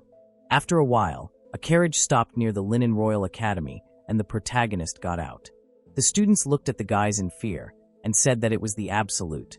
The guy asked, "Is it possible that there are so many high aristocrats in the Ark family faction? What kind of gathering is this? Eurus and even Lady Cruel are there. They say that the Ark family runs a terrible organization, and yet this pressure." The rumors turned out to be true. MC thought, like everywhere, the first impression plays a very important role. You can't relax, and you need to keep your weight under control while he's around. But in another situation, he won't be able to help his subordinates. As the owner of undeniable power, he and his subordinates must show the unity of the Ark family. The students were scared and moved away from them, saying that it was better not to approach them. He didn't want to go to their class, but Cruel was such a beauty. The guy scaredly asked him not to be stupid. Someone had tried to get close to her earlier, so they say that MC almost killed him. He asked to remember them, the Ark family, and the protagonist who leads it. Chris approached them and asked for forgiveness. He was supposed to help them, but he ended up in Class B. Cruel put her hand on his shoulder and asked him not to worry. He could trust her to help the protagonist, and she would take care of everything. Absolute asked if Oriana and Misto got into Class A. They did well. Misto smiled and said that it was all thanks to his training, because on his own, he would have only gotten into C. He said with displeasure that his flattery was starting to get boring and asked him to stop. The principal came out to them and congratulated them on their admission. They greeted them with all their hearts. According to the protagonist, in Lenin, aristocrats enter the academy at the age of 15, where they study for 3 years. In addition to the aristocracy, children of famous merchants and those who received a recommendation from the church enter here. Even commoners can enter here with the support of aristocrats. The director said that now the representative of the first-year students, Michael, will speak. He thanked the director and the entire teaching staff for their warm, welcoming words. They, as residents of Lenin, will become those they will be proud of. They will grow and study here and then become friendly comrades to protect their country in the future. They will become stronger so as not to lose to evil. Michael suggested that everyone work and study together for these 3 years. The protagonist thought about gathering supporters of the academy, defeating MC and regaining his position as the crown prince. That's what he heard. Even though he was deprived of the status of the crown prince, it seems that he is still not enough. The events that exist in the plot are still awaiting the prince, and many things will happen to him. He will certainly meet his best version, but in the end, only the absolute will remain. The next day, the servant wished him a good journey, and the carriage set off. The protagonist thought that even though he said so, the events from the original will soon begin, so he needs to be prepared. He cannot lose, and the events cannot unfold according to the plot. Maria called out to him, and he apologized for being a little lost in thought. He may look nervous, but everything is fine. Moreover, from today on, their job will be to go with him to the academy and back, as well as prepare lunch, so they must behave decently, and he relies on them. Maria smiled and agreed. After a while, the guys met them near the gate and wished them good morning. The protagonist said that they would disperse here, and before lunch, they should be in the waiting room. The maids waited for everyone to leave and will said in admiration, "What a huge building and so many people. The academy is incredible." Maria noted that she now resembles the old Wool. She has been upset lately. Did something happen? Wool said, as the master's maid, she must be perfect. She wants to become as mature as her, but not quite. Maria covered her mouth in surprise and said, she thinks that MC is already pleased with her. She asked her not to worry. She is already a wonderful maid, and then took her to the waiting room. Alt noticed Wool and asked her to stop. They looked at each other, and he asked, "Is she the girl from the tournament?" Wool asked displeasedly, "Who is he?" She apologized since she is at work. Alt asked her to wait again and almost touched her. When suddenly Maria grabbed his hand and asked, "Doesn't he think that touching a maid of someone else's house is against the rules of decency? He knows they are from the Ark family, right?" Alt said that it was not like that, and he just wanted to talk to her. Wool asked discontentedly, "Is it her fault now?" Alicia stopped Maria and asked, "Is he with her? Did something happen?" Maria looked at her in bewilderment and thought that this girl is here. She can't stand people like him. Alicia grabbed him by the collar and said that she will have a talk with him. What house are they from? She would like to apologize to their master. Can they tell her who he is? She is Alicia, and this idiot's name is Alt. Maria said that they serve the Ark house. Her name is Maria and hers is Wool. They will report what happened to the master today. Alicia fearfully asked Alt to go, but he refused. She asked discontentedly, "Why is she doing all this?" Alicia entered the academy and looked around and noticed that it was spacious. But MC was still not there. The girls said that, although this was an academy building, there was a fairly spacious training field and they were asked to gather here. Alicia ordered Alt to calm down and thought that she had heard about his behavior, and why should she go through this? Father would scold her again. Alt smiled madly and said that the Ark family faction was here. They entered the training field when suddenly the students began to look at them with disdain. Cruel asked the protagonist, "Is being popular probably so tiring?" But he doesn't have to worry. They are with him. Misto smiled and asked him not to take it too seriously. Oriana asked, "Has this attitude been like this since the first day? Should they leave?" He chuckled and said, "What kind of rude people are they? What are they looking at? Looking for death?" A tense atmosphere formed around them, and some students sank to the floor in fear and covered their faces. Alicia looked at him in surprise and thought that after he appeared, the atmosphere changed. Suddenly, she noticed Alt trying to escape, but she caught him as if he was ready to jump into fire. Absolute asked, I wonder how many hits he can take. Misto awkwardly asked, maybe they shouldn't start fights on the first day? Teach called out to all the students and asked for their attention. They just entered, and they are already making noise. He is in charge of Class A, Teach. Besides the fact that they are now classmates, and they are interested in getting to know each other. But looking at someone like that is quite rude. If they are all so interested, then they can use this room and have training fights. Are they interested in each other's powers? This is a great opportunity to get to know each other. And for starters, they will split up. They will start with MEMC and Alt. Alicia, perplexed, asked Alt not to do anything stupid since his opponent is absolute. She turned to him, but he was already standing near the saint. Teach called out to him and asked what he is doing there. Alt apologized for the wait, as this was their first time communicating, and then introduced himself. The protagonist said that he knew and thought what is happening to him. It was as if he was not looking at him. Something was wrong here. Alt said that he knew about him, but he was lucky to fight him so soon, and they would get straight to the point. If he wins, will he be able to stop committing evil deeds? He knows that his family is connected to a dark organization, and he also treats a beast woman girl cruelly. Alicia asked in confusion, what is he saying? If he loses, he will honestly admit his mistake. The protagonist thought, what is he even talking about? Alt ordered him not to dare look down on others. Alt ran at him to attack, and Teach exclaimed that he did not allow it to start yet. He stopped Alt, saying that it was unforgivable to call his classmate a criminal, and he should stop. Alt pushed Teach aside and said that the hero's attack that destroys true evil. He used Holy Burst when suddenly a magic circle appeared around his body and attacked MC. Alt asked if they saw it. It was a holy magic technique that defeated villains, which meant that he was a villain too. Absolute came out of the explosion and said that the only one who looked like a villain here was him, the hero. Alicia thought in surprise. He withstood a holy attack. Cruel and Misto called out to him and then ran towards him. He hit their master, and from behind, they had to stop the hero. The protagonist ordered everyone to stop since this was his battle. Do they all want to fight one opponent at once? Do they think he's that pathetic? Alt scared in displeasure, but he was capable and thought it would work.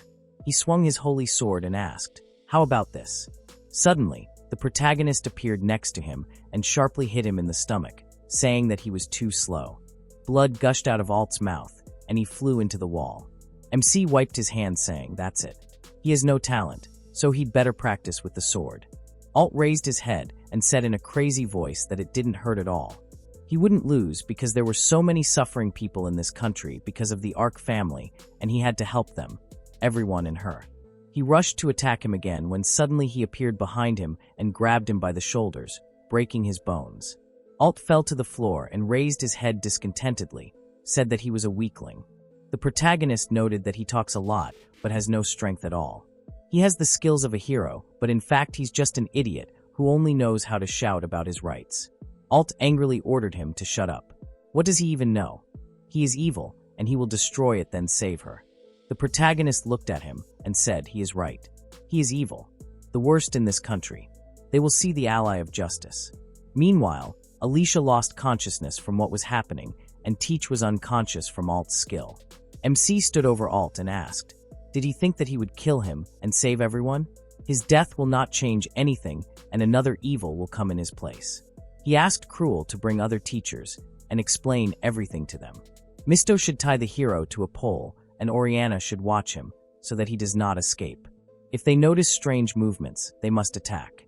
Eliza exclaimed that she will heal him. She approached Alt and began to transfer her powers to him through magic. After a while, Eliza asked, did he want something? The protagonist asked, was it she who pushed the hero to such behavior? Eliza with a smile on her face asked, what is he saying? She did not do anything. Alicia came to her senses and went out to the training field. Disappointedly said, so this is not a dream. Eliza excitedly asked, is she okay? She agreed and thanked her. If only this were all just a nightmare. Alt publicly insulted an Ark family member before the battle. This would be a problem for him. He also needs to apologize for the incident with the maid and be sincere. She looked around the corner and noticed the protagonist with Eliza. Alicia looked at them questioningly and said that she could not hear anything. MC said that she used her skill to make the hero behave aggressively. Eliza calmly asked, What is he talking about? Alicia sat down on the floor and was surprised. Are they talking about Alt? Is Absolute going to unite with the church and destroy their family? Suddenly, Misto and the protagonist noticed her around the corner. He looked at her menacingly, and she felt a chill run through her body. He did not even let her apologize. Meanwhile, during dinner, Chris asked in surprise, Absolute beat up the hero? Cruel exclaimed in admiration. And that's not all. He did it without a sword or magic, but with his bare hands. She couldn't believe it, right? Oriana agreed, and he was amazed. Chris said how envious. He would also like to see. Misto began to calm him down. He should try harder, and next year, he will be in the same class with the gentleman. Maria whispered in the protagonist's ear and asked if Alicia from the Mirai family wanted to see him. Would he mind? The protagonist noted that it was not worth it and asked her to tell her that he was not going to communicate with their family now. He would listen to them later. Maria said that there was another piece of news. This morning, the protagonist pestered Volume. MC asked discontentedly, what was wrong with them? Maybe when they leave the academy, take her to a good cafe. He thinks it's a good idea. Maria agreed. She will tell Alicia his words. Meanwhile, Wool was delighted with the cake and thanked him. She was so happy. The protagonist asked her to help herself.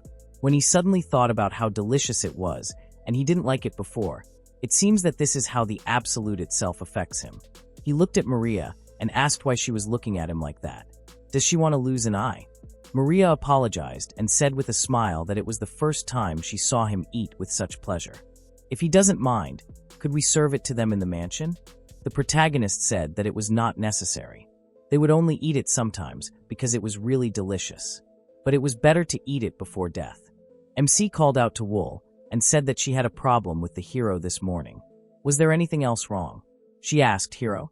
After which she frowned and said that he had started talking to her so abruptly freely that she immediately felt disgusted. But Maria protected her. Absolute thought that the main characters had such a feature that they do not notice the personal space of others. How pathetic. He had already said that if he was not around, they should protect themselves. That's why he gave them power. Maria and Wool unanimously agreed with him. Meanwhile, in the office of the protagonist's father, Viren said that he was fine with him negotiating with the Mirai family today. But was it okay for things to be compromised? It would hurt their family, and the outer walls of the Ark lands would become stronger. But that meant that the nobles living nearby would also interfere. The protagonist said that he had received permission from the royal family right away, and everything would be fine. An apology was important and inevitable. He thought it would be better if they showed sincerity. Now that the hero's execution had been prevented, thanks to the royal family's request, it had become a huge problem for him, and he was going to move in that direction.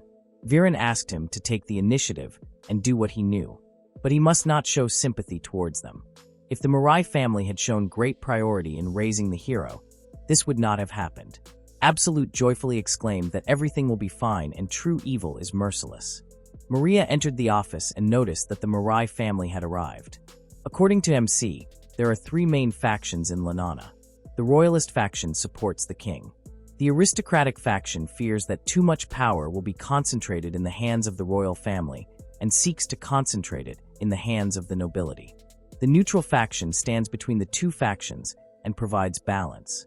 The Mirai Marquise is from the royalists, and the wedding between the hero and Alicia is a foregone conclusion. His influence and power of the faction has increased. This is his chance to cut the hero off from the Mirai family, and this is what the villain aristocrat needs. Evil does not give softness to the enemy at any cost. Alicia and the Marquise bowed to him. Looking at them, he thought that even without taking into account the saint, his ignorance is a huge disadvantage. He asked them to sit down and thought maybe he was going to blame her. The Mirai Marquise apologized for the stupidity that the hero did since this offense is something unforgivable. He himself does not want to repent, which can cause even more trouble, so he put him under house arrest and asked him to forgive him. The protagonist said that even though he is a hero, he still committed a crime, and he will not let it go. What did he teach the hero all this time? He called him a criminal without any evidence. Did the Mirai family really tell him that the Ark family are criminals? Marquise Mirai said in surprise that he did not teach him that. Their family decided to entrust his upbringing to his peer, his daughter Alicia. He angrily slapped Alicia in the face and exclaimed that this fool ruined everything anyway. She grabbed her cheek and regretfully said that she was very sorry. Marquise Mirai said with displeasure that an apology alone would not be enough. The protagonist ordered him to shut up. Where did he think he was? If he continued this show, he would kill him. Marquise Mirai awkwardly apologized, and Absolute said that the Arc family had 3 requests to restore the outer wall of the Acre territory. They needed an anti-magic stone. Also, the hero and the Mirai family will have to pay compensation in the amount of 2 billion. Moreover, the hero will have to pay half of the cost and will be suspended from classes until he pays his share. In addition, he and Alicia will have to break off the engagement, so objections are not accepted. Marquise Mirai asked displeasedly, "How is that? 2 billion?" In the breakup of the engagement, His Majesty himself approved this marriage. The protagonist asked, "Can the hero also be executed?" Only thanks to the intervention of the royal family, things have gone this far. Moreover, if the entire amount is paid, then the breakup of the engagement can be avoided. These are quite lenient conditions, and she will be taken to the king since this is a royal order. Marquise Mirai angrily asked, "Why him? It's not his fault. It's Alicia's." The protagonist asked discontentedly, "Why him? He is a marquise after all." He thought it would be nice to shift the responsibility to her, but initially, raising the hero was their responsibility, which means all the responsibility lies with him. The king will listen to his excuses. He looked at him in surprise, after which MC asked his father to take him away. Absolute came up from behind Alicia and said that they would end it here. It seems that he unilaterally imposed his demands. The letter and the signed notarized document will come from the royal family later. Her father will be removed from the position of head of the family. Alicia apologized sadly. He did not try hard enough and caused trouble for everyone. It is her fault. Alt had this hostility.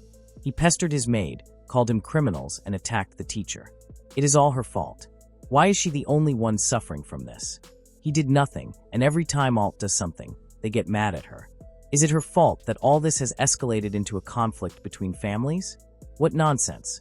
Such a smug person with such power would never listen to her. She apologized, since he is the one who suffered here and she should not say such things. The protagonist took her hand and began to heal her. She asked in surprise, "Is this healing magic?" He called out to her and said that it was not her fault. The only ones to blame were the crazy hero and the father who neglected his duties. Alicia said in fear that he was not to blame for anything. He was the victim. MC said that if she had overwhelming power, the hero would not dare to do anything. He had to demonstrate his power in a way that even a fool would understand. That is why she can hate him. Alicia looked at him in confusion, and he told her to shift the blame to him and relax. He is evil to this country, and there is no need to feel resentment or anger only towards himself. It would be better if she thought that all of this was his fault, right? Alicia smiled and thanked him, but she will refrain. After all, he did nothing wrong, so she would rather hit Alt than him. She feels stupid for carrying everything on herself, but nothing comes of it, and it seems that now she understands why his confidants adore him so much. He is surprisingly a good man. Absolute asked in confusion. Good. Is she in her right mind? He called out to her and asked if she wanted to form an alliance with him. She awkwardly asked what that meant. She does not understand at all. The protagonist noted that it means leaving the Mirai family and the hero. If she goes, it would be better to sign a marriage contract for convenience. He extended his hand to her and asked her to take it on. Meanwhile, at the Mirai house, Alicia said that they are breaking off the engagement and he will have to pay compensation of 1 billion. And of course, he won't be attending the academy for that period. Is there anything he wants to say? Alt apologized to her, then something strange happened to him. His body seemed to float, and his consciousness was distorted. He felt a strange feeling of delight, and all his rationality disappeared, and he couldn't hold back. Alicia asked if he was taking strange medicine. Alt exclaimed in displeasure that he was not going to conflict with the protagonist. He said that he was gathering supporters. What if they were preparing something? Alicia noted that she was so disappointed in him, and everyone said that he was a villain, but unlike him, he took the competition seriously and had pride. If he continued to insult him, she would not forgive him.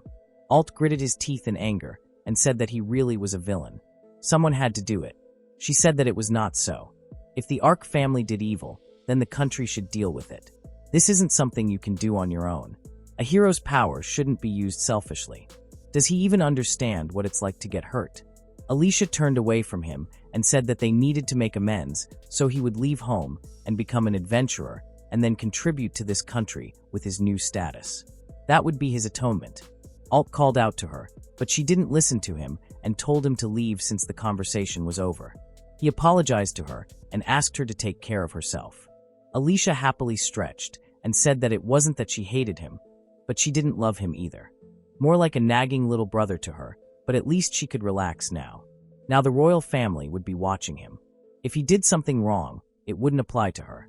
She remembered how MC extended his hand to her and asked her to take it. She pulled her hand back and apologized. She can't. She only has bad memories of her father and Alt. But the land of Mirai is her home, and she is its mistress. She can't give up everything like that to live happily. She remembered Absolute's words again and said happily, what kind words, but she can't do that. It would be great if there was a wedding. It's a little sad. Just a little. The protagonist walked through the middle of the forest and stood over a man.